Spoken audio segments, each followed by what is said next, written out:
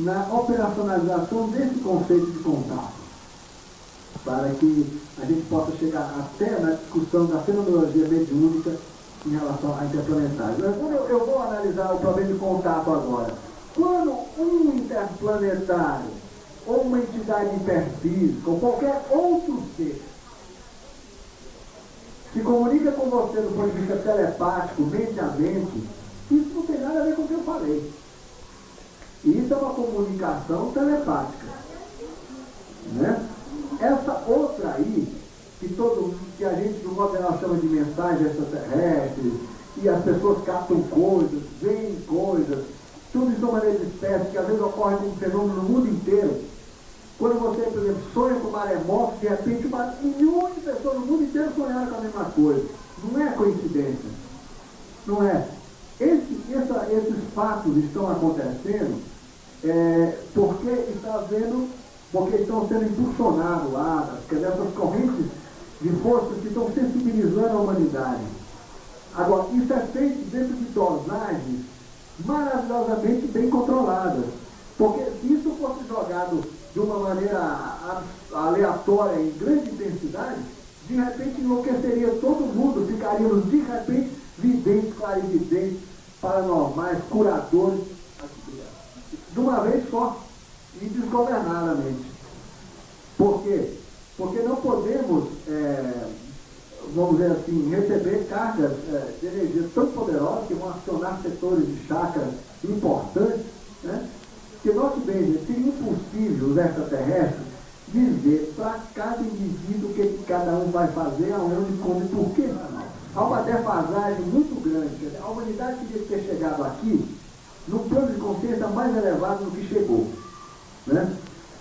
E há muitos sistemas nossos internos, chakras, que estão sendo controlados, vigiados, para que não haja uma explosão de potencialidades que nós não estamos em condições de exercê-las.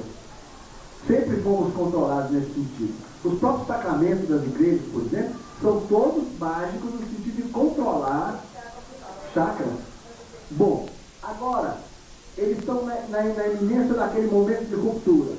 Então eles começam a vibrar para que as pessoas se despertem, tenham seus chakras despertados. Mas eles não estão dizendo o que cada um tem que fazer, como, onde, por quê. Eles estão fazendo uma coisa perigosa. Eles estão estimulando na expectativa de que as pessoas avancem de consciência para achar aquilo para o qual foram programadas, não do ponto de vista de extraterrestre, mas programadas como destino, na sua hierarquia. Portanto, a gente pode falar, a vontade de Deus que se expressa naquele indivíduo. Então, agora note que risco, gente. Como essa é uma atividade perigosa. Porque você pega um grupo de crianças e começa a estimular determinados aspectos delas, e na expectativa que elas, por exemplo, desabrochem para uma criatividade teatral. Né? Pode ser que não resulte naquilo. Né? Pode ser que as pessoas de repente descansem com outro tipo de coisa. Né? Ver como é que se mata de uma maneira mais cruel. Os ETs, nesse nível, eles não podem perceber, o que eles podem é controlar a emissão, retirar, trabalhar em frequências com mais, vamos dizer, mais insistência em certas frequências, menos noutra. Eles controlam isso, porque a expectativa deles é que em tempo hábil nós possamos nos sensibilizar aos Zuts, porque os Zuts, eles não controlam, vem de dentro, porque é da criação, é aquilo que nós estamos podendo perceber, porque a Terra e o planeta Terra, o sistema solar, etc., está atravessando uma região do universo específica. Gente, tudo é sincronizado, as coisas não são assim à toa. No momento que nós entramos numa nova região do universo, nós começamos a poder tirar de dentro da gente conhecimentos que há 100 anos atrás não podíamos tirar, porque lá não havia energia, comandos adequados para nós pensarmos essa realidade. Assim mesmo existem indivíduos que furam isso, né? São pessoas altamente sensíveis. Por exemplo, vamos ver se é possível, É uma coisa difícil, gente, porque o conceito de comando, ou o conceito de... Eu acho que eles estão pondo aqui ingredientes para um catalisador químico para uma determinada reação oposta. É isso. É isso. Mas note bem, há uma diferença fundamental, é o seguinte: isso é uma coisa dosada, como aliás um catalisador tem que ser também, numa reação, né? E eles têm um certo controle desse tipo de emissão de nada, mas eles esperam que os indivíduos, e aí nesse nível eles começam a não ter controle, que os indivíduos entrem em si e busquem lá dentro a informação que a humanidade inteira está precisando, mas que está compartimentada dentro de cada indivíduo. É um jogo no escuro. É uma coisa, inclusive, difícil compreender, mas todo o processo de evolução se dá dessa maneira. Quando a Terra está aqui na região do cosmos, aqui, por mais que o indivíduo tente, ele não consegue níveis de profundidade e acessar certos níveis de informação espiritual, porque a Terra está aqui. Quando a Terra passa para cá, ela está suscetível a outras energias que permitem, por exemplo, esse tipo de acesso. Tudo é sincronizado. Nada se dá de uma maneira sem uma explicação cósmica universal. O fato, gente, Jesus disse o seguinte: que no final dos tempos os velhos profetizarão, as crianças terão visões, ou o contrário, não sei, tanto faz. Né? O que ele quis dizer com isso? Por que nesse tempo isso iria acontecer? De onde vem isso? Por que de repente todo mundo vai ter? Ora, tudo que está escrito lá, dá para a gente entender, à luz do conhecimento mais avançado hoje, e tirarmos conclusões muito interessantes. Essa frasezinha, aparentemente tão assim, se ela for pensada mesmo, ora bola, por que os velhos, eu acho que os velhos profetizarão, não é isso? Os velhos profetizarão, falando do futuro, né? As crianças terão visões. Ele falou essencialmente de dois chakras, ou de dois sistemas chákricos importantíssimos, né? O daqui, da profecia, e o daqui, né? Da clarividência, da vidência e toda a tecnologia relativos à questão do espaço-tempo. Ora, puxa vida, se esses dois chakras vão ser sensibilizados, essa energia que os hadas, esses impulsos que os anjos do Senhor estão acionando lá, eles estão lá com o botãozinho deles, vamos ver se eles aguentam mais um pouquinho, ver o que acontece. Aí de repente estoura uma guerra e diminui a frequência. Porque nem sempre a tendência dos indivíduos é utilizar esses acessos para coisas que na verdade estão sendo esperadas. Se essa energia vem antes do tempo, em vez de fazer uma peça de teatro, a turma pode imaginar uma maneira mais interessante de esquartejar um outro cara. É isso que eu estou dizendo. Não é um resultado esperado. Eles querem que, ao serem sensibilizados, os homens acessem lá dentro o que há de melhor em si mesmo. Por isso não pode ser feito de uma maneira caótica. Isso tem que ser feito de uma maneira controlada. É exatamente o mecanismo da separação do joio do trigo. Deu para sacar o lance? Onde é que vai ocorrer? Quando a gente fala, a Terra mudará de frequência, as pessoas que não acompanharem não poderão renovar o seu compromisso karmático, portanto, não renascerão na Terra, irão para outros mundos. Isso é uma maneira simples de ver. A outra maneira de ver é o seguinte: os caras vão aumentar o padrão vibratório dos chakras. Os que acertarem a informação vital sobreviverão. Ou seja, os que contactarem sobreviverão. Deu para sacar? Os que não contactarem não sobreviverão. Por mais sensibilidade seja o indivíduo, se ele não consegue acessar a fonte, ele é retirado e levado para outro sistema. Porque esse, se ele pegasse artificialmente todos os seus chakras e botasse em ebulição, ele só ia buscar coisa ruim lá para dentro. Ok? Fica muito cru, tipo assim, mas é assim. Aí que está o problema. As coisas são do jeito que são. Se eles sensibilizam, vamos dizer assim, vamos supor que ele pegue 10 indivíduos, de repente abre um chakra de uns 10. O que pode resultar? Um, de repente, encontra com a divindade, o outro vira um capeta. Ambos, todos, 10 tiveram os seus chakras todos abertos. Mas o resultado é diferente. Porque depende do indivíduo antenar no alto. É aquela viagem ao espaço interior, mesmo que você tenha todos os chakras abertos, não quer dizer que você vai acessar coisa boa. Depende do seu nível, do seu estágio. Os ETs podem aumentar a frequência de chakras importantíssimos agora, que são os chakras nos setores da clarividência e da profecia, da percepção de realidade imediata ou futura. Por quê? Porque nós vamos precisar disso já já. As crianças já estão muito sintonizadas, mas os adultos não. No momento em que eles apertarem o botãozinho lá e passar dos 52 por 90 e tanto na vibração lá, sei lá o quê, o que vai acontecer? Isso já foi dito e não foi por mim não. Um monte de gente vai enlouquecer porque confundirá o que vê com vidência com o que vê fisicamente. Vão enlouquecer porque escutarão coisas que ninguém diz. Aí entra a esquizofrenia generalizada no planeta, né? Todo mundo pira completamente. A quantidade de gente que está pirando é pirante, né?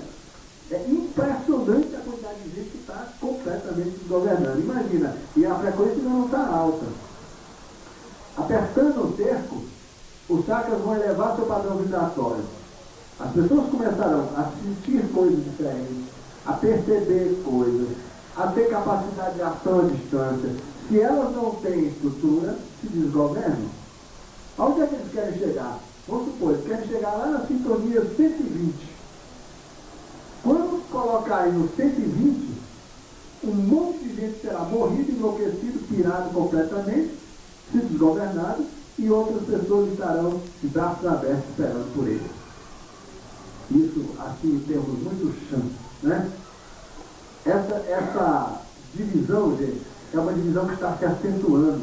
Vocês mesmo na vida de vocês, cotidiano de vida, vocês estão percebendo que existem pessoas que estão se radicalizando no sentido da negação de sua verdade interna e outros que estão até mesmo se radicalizando também no outro sentido, né? Embora eu não acho que deva se radicalizar por nenhum dos dois lados, o fato é que as pessoas estão se separando. Essa separação não é imposta por nenhuma divindade, um juiz supremo, mas o juiz de si mesmo, é interno, é um processo interno. Nós estamos nos apartando ou não dos que ficarão na terra.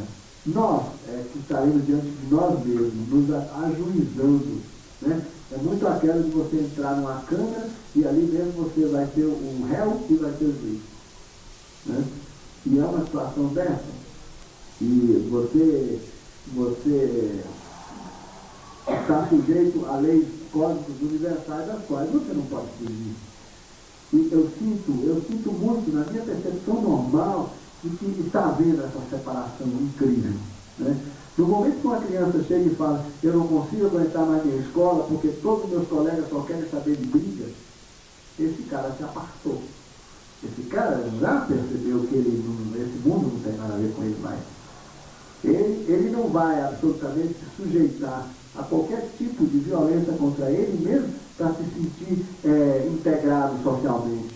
Ele abdica, ele fica sozinho em casa, esfurnado, mas ele não age de uma maneira que tira aos seus próprios sentimentos. E isso aí é um caminho complicado, porque há indivíduos tão sensíveis que podem levar eles a uma série de desvios de toda sorte, porque ele também não encontra do outro lado assistência e apoio, por incompreensão diversa da própria sociedade. Aí ele pode mergulhar eventualmente até em tóxicos, por essa razão, ou no homossexualismo, e vários outros comportamentos que são, na verdade, uma espécie de um lenitivo para o tipo de sofrimento que essas pessoas vivem. Não conseguem absolutamente se enquadrar e se retiram, né? Outros indivíduos ainda se sujeitam, por exemplo, conheço crianças que começam a ser violentas para se sentir parte da turminha. Embora não concorde, para se sentir parte, ele passa a ser violento. Essa pessoa ainda não atingiu um nível de frequência, quer dizer, ainda não percebeu realidades internas e não assumir um compromisso para valer ainda com eles mesmos.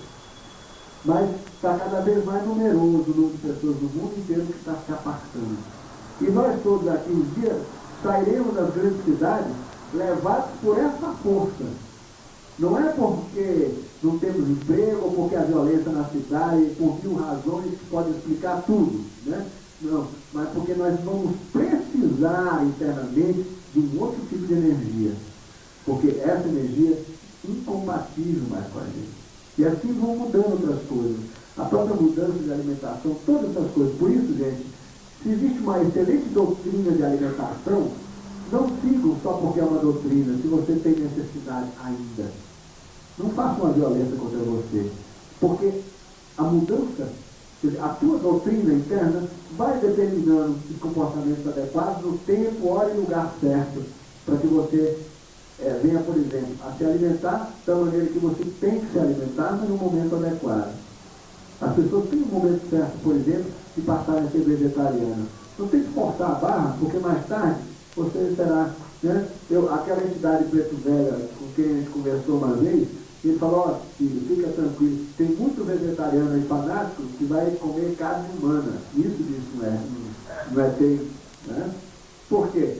Porque é um indivíduo que ele fez uma opção, né, de ordem doutrinária, fanatizou-se naquela percepção e fica induzindo todo mundo a ter o mesmo comportamento.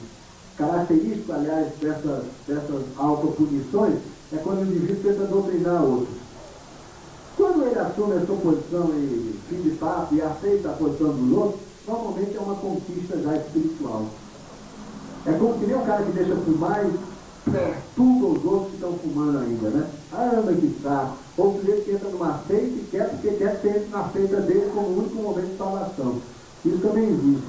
Isso tudo, gente, é característico de pessoas que estão vivendo sob pressão de doutrina ou de verdade, de alguma forma impostas como um modelo de comportamento, né? Não faça isso, faça aquilo, não faça isso, faça aquilo outro, né? Agora, as pessoas que se autogovernam, elas sentem, percebem que elas vão se alterando, mudando seus hábitos, seu comportamento, sua são uma mudança de suas percepções internas. E claro que ela vai encontrar dificuldades sociais para realizar muitas de suas mudanças internas, né? No plano, por exemplo, da sexualidade, então, é um desastre.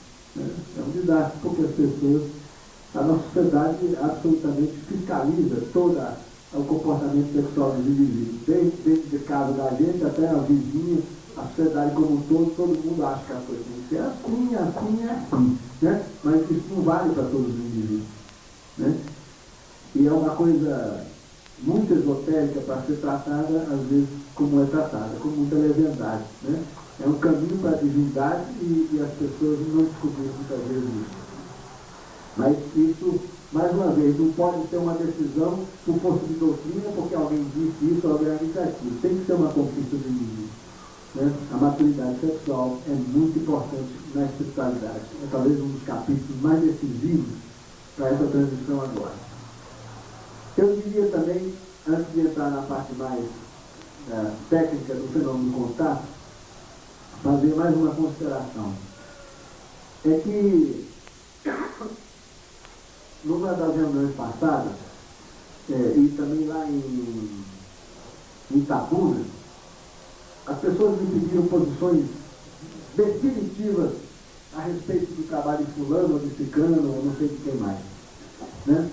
Eu quero dizer, gente, que primeiro, nunca ninguém nessa porta controlou acesso de ninguém, né? As pessoas podem vir de qualquer escola filosófica e assistir a nossa conversa e participar dos debates, enfim, nunca houve intenção. E também saem daqui sem nenhum compromisso com qualquer doutrina, né? Sair dali pode pensar completamente diferente, não voltar mais, com toda a liberdade. Isso, absolutamente, nós não estamos formando uma escola, não é isso, né?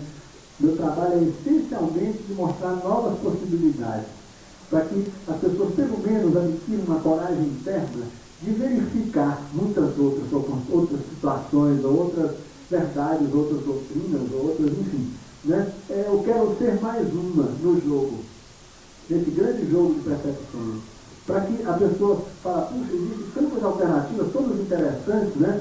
Qual é a minha? Essa é a pergunta essencial que eu quero que todos façam, porque é a que eu faço constantemente. Não quero que as coisas sejam... O Gonzaga diz que é assim, isso não existe, né? Porque amanhã eu posso estar percebendo diferente. Muitas das coisas que eu escrevi no livro foram resultado daquele meu nível de maturidade naquela época, inclusive como homem, como pessoa. Hoje eu já não assino embaixo, eu reescreveria de outra forma. É, aliás, a grande vantagem de se falar e não de se escrever. Porque as pessoas pegam o livro da gente e botam na cabeceira. O Luiz Gonzaga está mudando todo dia, o livro não. Né? O livro permanece o mesmo que eu escrevi naquele tempo. Eu só espero é que os leitores um dia joguem aquele livro, porque chegaram no nível de percepção que não precisam mais dele na cabeceira. Ou seja, façam esse trabalho de coordenar muitas perspectivas diferentes